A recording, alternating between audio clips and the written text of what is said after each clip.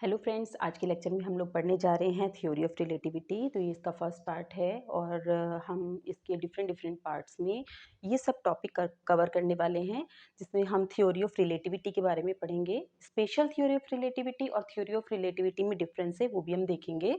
Theory of relativity देखेंगे और इस लेक्चर में हम मेनली फ्रेम ऑफ रेफरेंस क्या होते हैं, इनर्शियल फ्रेम और नॉन इनर्शियल फ्रेम क्या होता है, इसके बारे में देखेंगे। गैलीलियन ट्रांसफॉर्मेशन नेक्स्ट लेक्चर में, rotating frame and Coriolis force, special theory of relativity, Michelson mould experiment, postulate of special theory of relativity, Lorentz transformation जिसमें हम ट्रांसफॉर्मेशन इक्वेशन, इनका इन्वेरिएंस और साथ में वेलोसिटी के लिए जो लॉरेंज ने ट्रांसफॉर्मेशन इक्वेशन दिए थे उसके बारे में स्टडी करेंगे।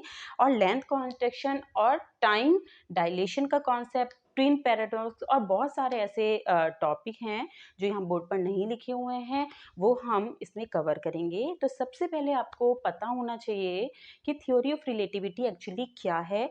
तो पहले ये तो आपको पता होगा फ्रेंड्स कि न्यूटन के जो 3 लॉ ऑफ मोशन है वो क्या हैं, उनके बारे में आपको नॉलेज होनी चाहिए। और साथ में मैक्सवेल्स के जो इक्वेशंस हैं जो कि इलेक्ट्रिसिटी एंड मैग्नेटिज्म के लिए हैं, वो भी आपको नॉलेज में होने चाहिए, क्योंकि आप ऑलमोस्ट 12th तो शायद कर चुके हैं और बीएससी फर्स्ट ईयर में ये सिलेबस है। तो आपने अभी तक जितनी भी फिजिक्स पढ़ी है उसमें न्यूटन के लॉज लगाए हैं और साथ में जहाँ इलेक्ट्रिसिटी और मैग्नेटिज्म की है वहाँ पे आपने मैक्सवेल के लॉ भी लगाए हैं। और ये देखा है कि जैसे ही इलेक्ट्रॉन मूव करता है तो करंट फ्लो होता है। Electron charge per unit time जो फ्लो होता है उसको आप करंट कहते हैं, और करंट जब फ्लो करता है तो उसके अराउंड एक मैग्नेटिक फील्ड जनरेट होता है। और उन सब कॉन्सेप्ट को यूज करके मैक्सवेल ने 4 इक्वेशन के फॉर्म में रखा था, तो उनको आप मैक्सवेल इक्वेशन कहते हैं, जो इलेक्ट्रिसिटी एंड मैग्नेटिज्म में एप्लीकेबल होती है। यानी कि फिजिक्स, जो भी क्लासिकल फिजिक्स है जो आपने अभी तक पढ़ी है, वो सारी न्यूटन्स के लॉ और मैक्सवेल्स के लॉ इन सब के ऊपर डिपेंडेंट थी। अब बात आती है कि अगर आप रिलेटिव मोशन में हैं, ठीक है, अगर आप चल रहे हैं या भाग रहे हैं या घूम रहे हैं, तब भी क्या ये लॉ ऑफ मोशन काम करते हैं? और अगर करते हैं तो कैसे करते हैं, अगर नहीं करते हैं तो क्यों नहीं करते हैं? तो इस चीज को सबको हम रिलेटिविटी में पढ़ेंगे। तो सबसे पहले आपको बता दें कि न्यूटन ने एब्सोल्यूट स्पेस और टाइम का कॉन्सेप्ट दिया था। एब्सोल्यूट स्पेस और टाइम का मतलब कि एक एग्जैक्ट स्पेस है और एक एग्जैक्ट टाइम है, लेकिन बाद में उनका ये कॉन्सेप्ट डिस्कार्ड कर दिया गया था कि ऐसा कुछ नहीं होता है। रिलेटिविटी होती है जिसकी वजह से स्पेस और टाइम एब्सोल्यूट नहीं होता है। इनिशियली गैलीलियन ने न्यूटन के बेस पे कुछ ट्रांसफॉर्मेशन इक्वेशन दी थी, जो एक फ्रेम से दूसरे फॉर्म फ्रेम में किसी भी इवेंट को चेंज कर सकती थी, लेकिन उन्होंने भी एब्सोल्यूट टाइम का ही कॉन्सेप्ट लिया था। दैट मीन्स कि टाइम चेंज नहीं होता, हर घड़ी में टाइम सेम रहेगा।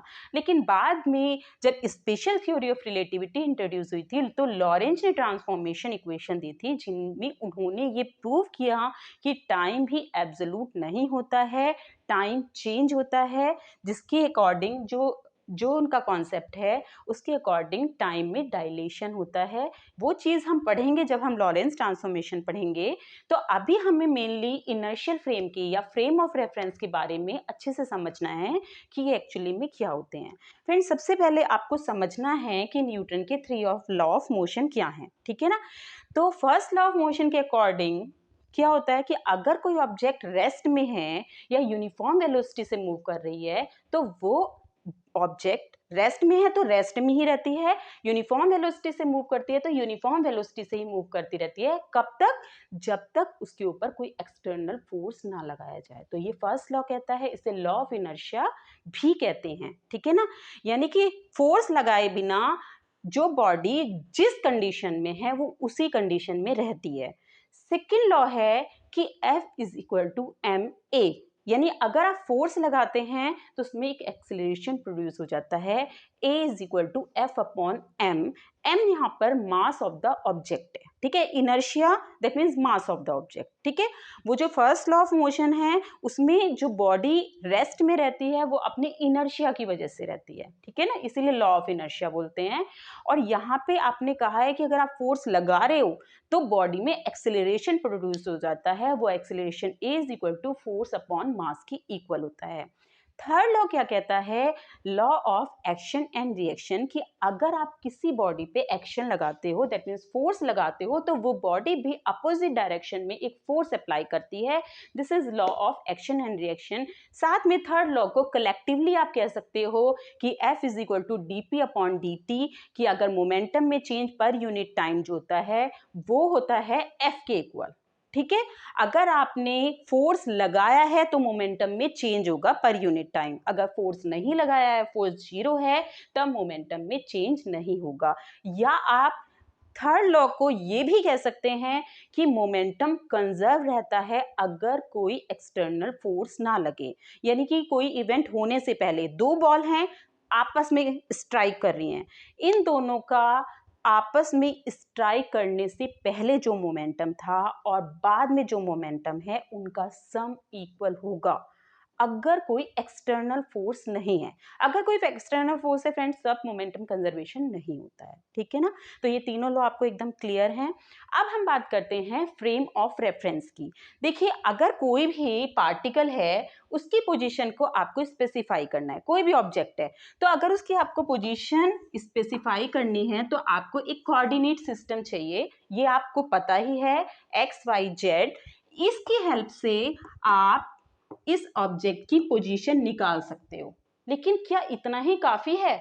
नहीं, अगर किसी इवेंट को आपको दिखाना है तो आप ये बताते हो कि ये पार्टिकल अगर पोजीशन रेस्ट में भी है तब भी इस समय यहां था। अगर इसमें मोशन हो रहा है तो आप ये कह रहे हो कि पर यूनिट टाइम इसका पोजीशन चेंज हो रहा है। दैट मीन्स कि किसी भी इवेंट को समझाने के लिए टाइम को इंट्रोड्यूस करना बहुत जरूरी है। दैट मीन्स कि इवेंट केवल एक्स वाई जेड से ही कंप्लीटली आप स्पेसिफाई नहीं कर सकते हैं, उसमें आपको टाइम का कोऑर्डिनेट लेना जरूरी होता है। तो कोई इवेंट एक्स वाई जेड और टी से ही कंप्लीट होती है, ठीक है। तो कोई भी फ्रेम ऑफ रेफरेंस में अगर आपको किसी इवेंट को बताना है तो वो आपका एक्स वाई जेड और टी से डिनोट होगी। अब बात आती है ये फ्रेम ऑफ रेफरेंस एक्चुअली क्या है। देखिए अगर आप किसी रूम में पड़ी हुई कोई ऑब्जेक्ट देख रहे हैं तो आप ये बता रहे हैं कि ये ऑब्जेक्ट वहां पे पड़ी हुई है, इस टाइम रेस्ट में रखी हुई है, तो आप कहाँ से मेजर करें, कितनी दूरी पे है, तो आप अपने फ्रेम ऑफ रेफरेंस से यानी अपने कार्टेशियन कोऑर्डिनेट सिस्टम से उस ऑब्जेक्ट की डिस्टेंस को निकाल रहे हैं, ओके। लेकिन अगर आपको कहा एक और ऑब्जर्वर खड़ा है तो आपने कहा कि आपसे इतनी दूर है, तो आप कोऑर्डिनेट सिस्टम किसके साथ ले रहे हैं, उसके साथ अटैच ले रहे हैं, ठीक है ना। आप अपने से देख रहे हैं तो अपने साथ अटैच एक कोऑर्डिनेट सिस्टम ले रहे हैं, और अगर उसके लिए उसकी बात कर रहे हैं कि उससे कितनी दूर है या उससे कितनी स्पीड से चल रहा है तो उसका कोऑर्डिनेट सिस्टम ले रहे हैं। तो हर किसी के साथ एक फ्रेम ऑफ रेफरेंस अटैच होता है, ठीक है। तो ये फ्रेम ऑफ रेफरेंस कितने टाइप का होता है, किस तरह का होता है। देखिए एक तो ये कंडीशन है कि मैं रुकी हुई हूँ, ठीक है, तो मेरे साथ एक कोऑर्डिनेट सिस्टम ऐसा अटैच है जो कि रेस्ट में है। सेकंड कंडीशन है कि मैं यूनिफॉर्म वेलोसिटी से मूव कर रही हूँ, तो मेरा जो कोऑर्डिनेट सिस्टम है वो भी मेरे साथ मूव कर रहा है। कोई मैं किसी भी इवेंट को देख रही हूँ तो कांस्टेंट स्पीड से मूव करते हुए देख रही हूँ, ठीक है ना। थर्ड है कि मैं भागते हुए या फिर मैं किसी गाड़ी में या किसी ट्रेन में जो कि एक्सेलरेट हो रही है, यूनिफॉर्म वेलोसिटी से नहीं चल रही है, यूनिफॉर्म वेलोसिटी से चल रही है तो वो सेकंड कंडीशन ही आ जाती है। थर्ड कंडीशन हमें ले रही है कि अगर हम गाड़ी में बैठे हैं या ट्रेन में बैठे हैं तो हमारी वो जो गाड़ी ट्रेन या एरोप्लेन है वो एक्सिलरेट हो रहा है, तो थर्ड कोऑर्डिनेट सिस्टम आपका या थर्ड फ्रेम ऑफ रेफरेंस हो गया एक्सिलरेटेड मोशन में। फोर्थ कंडीशन होगी कि हमारा जो फ्रेम ऑफ रेफरेंस है वो घूम रहा है, जैसे मैरी गो राउंड या कोई झूला है, ठीक है ना, तो वो गोल गोल गोल गोल घूमता है और हम उसके अंदर बैठे हैं, तो हमारे साथ जो अटैच फ्रेम ऑफ रेफरेंस है, हम ऑब्जर्वर है ना, हम देख रहे हैं किसी इवेंट को, तो हमारे साथ जो अटैच फ्रेम है वो गोल गोल घूम रहा है, तो हमारा फ्रेम ऑफ रेफरेंस जो गया वो रोटेटिंग हो गया है, ठीक है ना। तो 4 टाइप के आपको पता चल गए हैं फ्रेम। एक तो कांस्टेंट मोशन में मतलब रेस्ट में है, एक कांस्टेंट वेलोसिटी से चल रहा है, एक एक्सेलरेटेड स्पीड से है और एक रोटेटिंग फ्रेम है। इन चारों फ्रेम को हमने 2 कैटेगरी में डिवाइड कर दिया है, एक तो इनर्शियल फ्रेम और एक नॉन इनर्शियल फ्रेम। अगर कोई फ्रेम रेस्ट में है, ठीक है, यानी कि स्पीड 0 है या यूनिफॉर्म स्पीड है, ये एक्सेलरेशन, इसमें आपका एक्सेलरेशन 0 होगा। ये 2 टाइप के जो फ्रेम हैं वो इनर्शियल फ्रेम की कैटेगरी में आते हैं।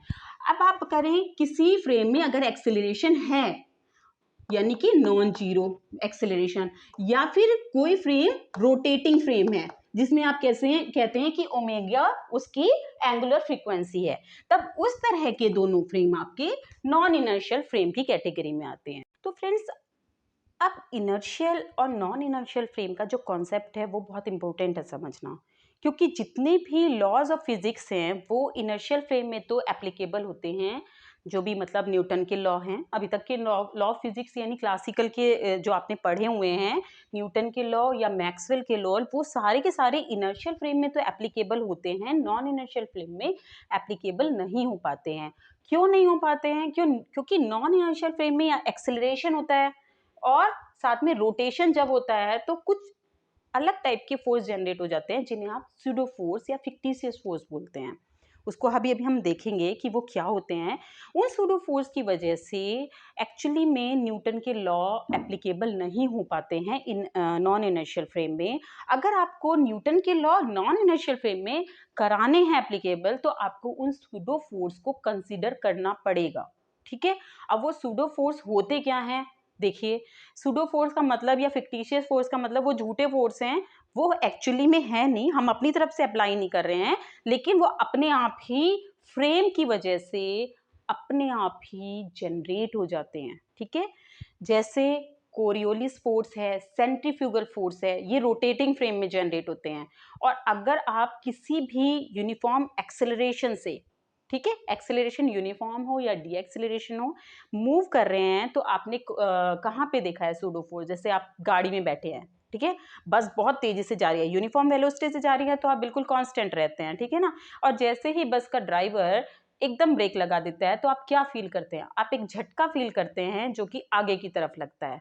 और जैसे ही वो स्टार्ट करता है और एक्सेलरेट करता है अपनी गाड़ी, तो आप क्या फील करते हैं? एक झटका फील करते हैं पीछे की तरफ को। आपके ऊपर किसी ने एक्सटर्नल फोर्स तो लगाया नहीं है, लेकिन आप वो फोर्स क्यों फील कर रहे हो? आप आगे या पीछे क्यों हो रहे हो? क्योंकि आपका जो फ्रेम ऑफ रेफरेंस है उसमें एक्सेलरेशन है, क्योंकि उस टाइम आप बस में बैठे हुए हो, बस में एक्सेलरेशन है, तो आपके साथ जो अटैच फ्रेम है वो एक्सेलरेटेड है, ठीक है, नॉन इनर्शियल फ्रेम है, और उस नॉन इनर्शियल फ्रेम में एक्सेलरेशन है, ठीक है। तो उस एक्सेलरेशन की वजह से आपके ऊपर एक सूडो फोर्स जनरेट हो रहा है, और ये सूडो फोर्स आपको पीछे या आगे ले जा रहा है, यानी उस सूडो फोर्स की डायरेक्शन होती है अपोजिट टू द मोशन। अगर आप पीछे की तरफ, आगे की तरफ आपकी गाड़ी जा रही है, तो आपके ऊपर वो फोर्स पीछे की तरफ लगता है।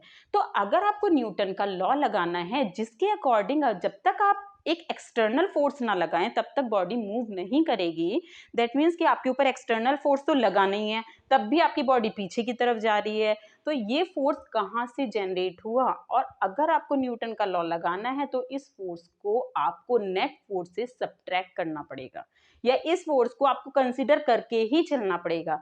ऐसे ही रोटेटिंग फ्रेम की अगर हम बात करते हैं, तो अगर आपने कभी किसी बॉल को एक धागे से कनेक्ट करके घुमाना शुरू किया हो, ऐसे ऐसे ऐसे, ठीक है, तो तब तक तो वो घूमता रहेगा जब तक वो इस स्ट्रिंग के साथ अटैच रहेगा, और एक टेंशन क्रिएट होगी इस बॉल के अंदर जो उसको सीधा रखेगी। देखिए, अगर आप ऐसे लटकाएंगे तो नीचे ग्रेविटी उसे खींच रही है, एक टेंशन ऊपर की तरफ लग रहा है, ठीक है। आपने उसे घुमाना शुरू किया तो सेंट्रीपिटल फोर्स की वजह से ये सर्किल में घूम रहा है, और एक टेंशन लगातार सेंटर की तरफ स्ट्रिंग में अंदर की तरफ लगती रहेगी, ओके।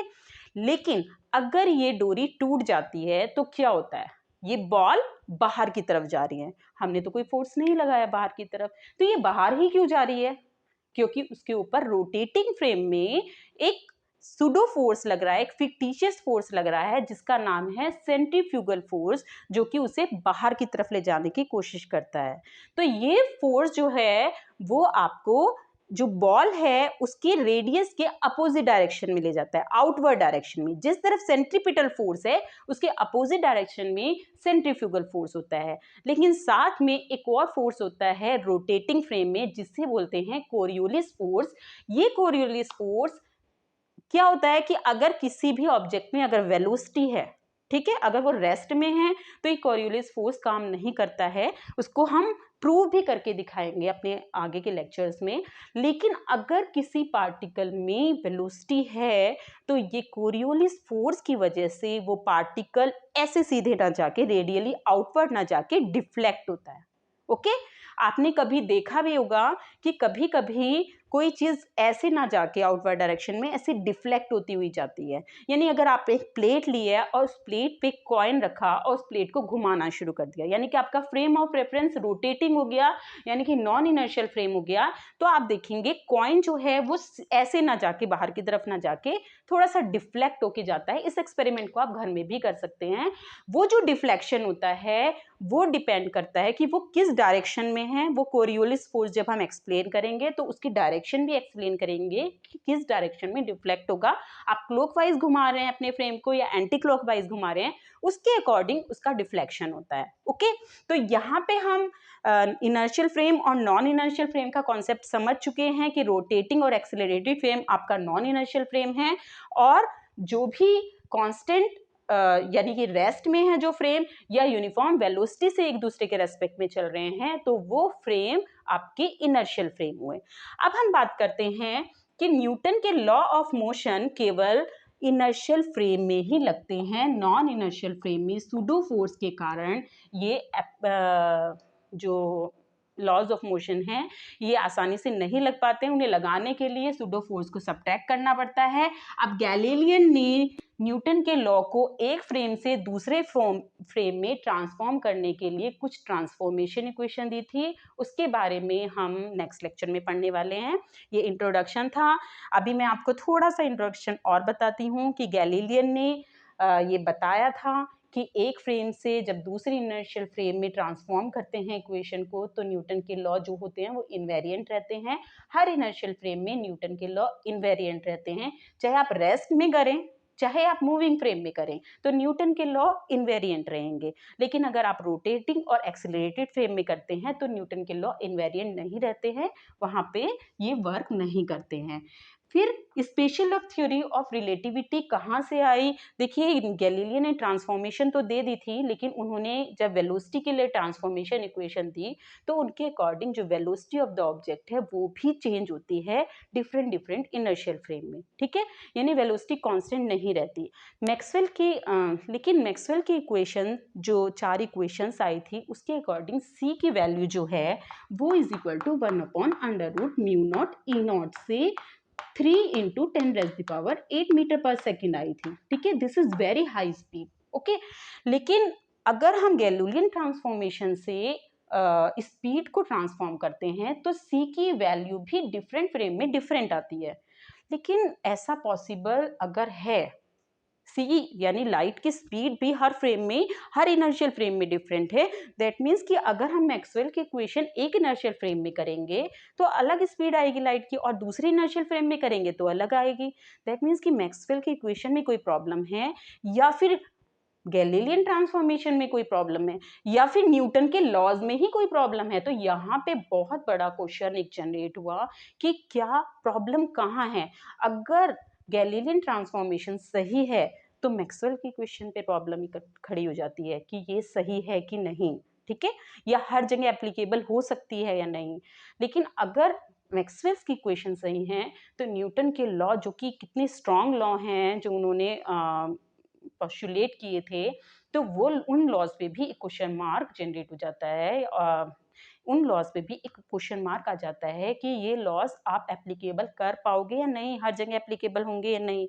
तब माइकलसन मोर्ले ने एक बहुत फेमस एक्सपेरिमेंट किया था जिसमें उन्होंने बताया था कि एक यूनिवर्सल फ्रेम ऑफ रेफरेंस मतलब ये माना जा रहा था उस टाइम पे, क्योंकि लाइट के लिए भी बहुत एक्सपेरिमेंट हो रहे थे कि लाइट क्या होता है।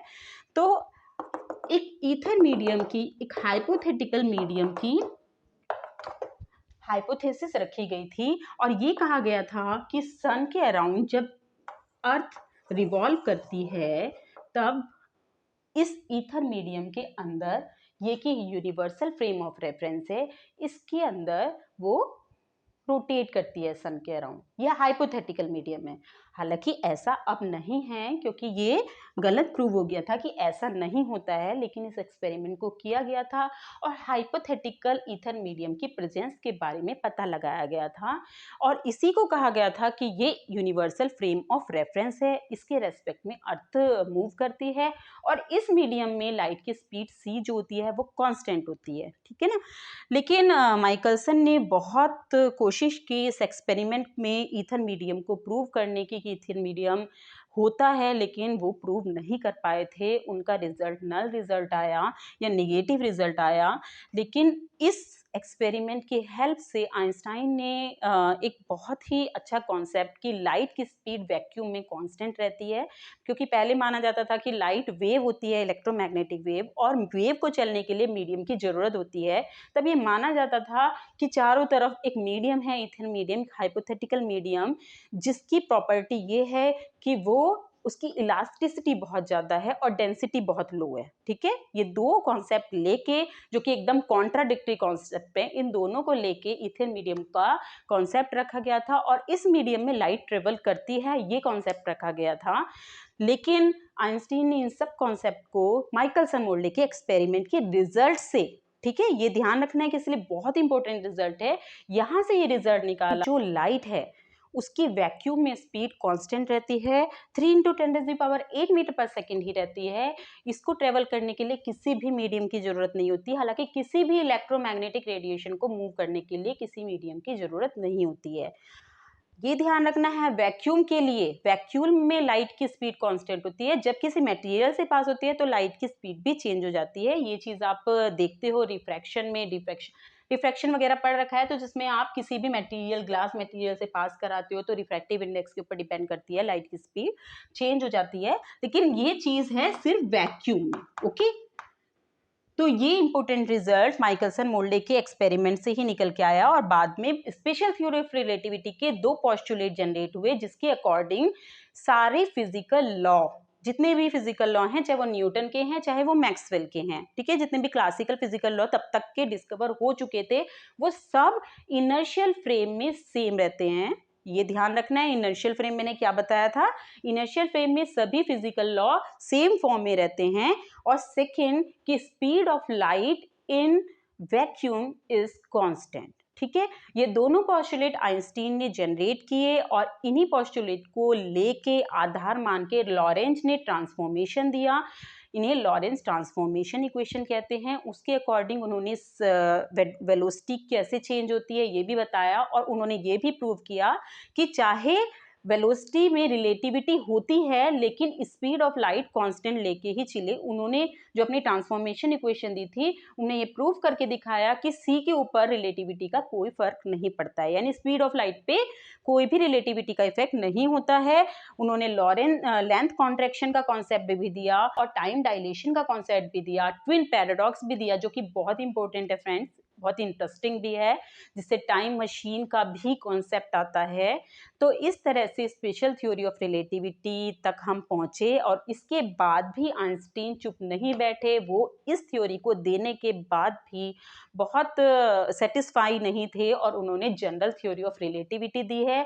जनरल थ्योरी ऑफ रिलेटिविटी आपके कोर्स में नहीं है, लेकिन उसके भी बहुत ही अच्छे और इंटरेस्टिंग कॉन्सेप्ट हैं, जिसके अकॉर्डिंग जो लाइट है उसकी स्पीड तो कांस्टेंट है लेकिन वो बैंड करती है। और ग्रेविटी, जो ग्रेविटेशनल फॉर्मूला है कि जो कहते हैं कि अर्थ में जो अट्रैक्ट करती है अपनी तरफ, ठीक है, चीजों को, तो वो फोर्स नहीं होता है, स्पेस टाइम कर्वेचर के कारण वो फ़ोर्स जनरेट होता है, वो जो फ़ोर्स होता है वो स्पेस टाइम कर्वेचर के कारण जनरेट होता है। और स्पेस टाइम कर्वेचर क्या है उसमें भी आपको पता चलेगा जनरल थ्योरी ऑफ रिलेटिविटी जब आप नेक्स्ट क्लासेस में पढ़ेंगे, जो कि बहुत ही इंटरेस्टिंग है। इस लेक्चर में हमने इंट्रोडक्शन पढ़ लिया है कि थ्योरी ऑफ रिलेटिविटी क्या है। नेक्स्ट लेक्चर में हम लोग गैलीलियन ट्रांसफॉर्मेशन के बारे में पढ़ेंगे। Friends, thank you.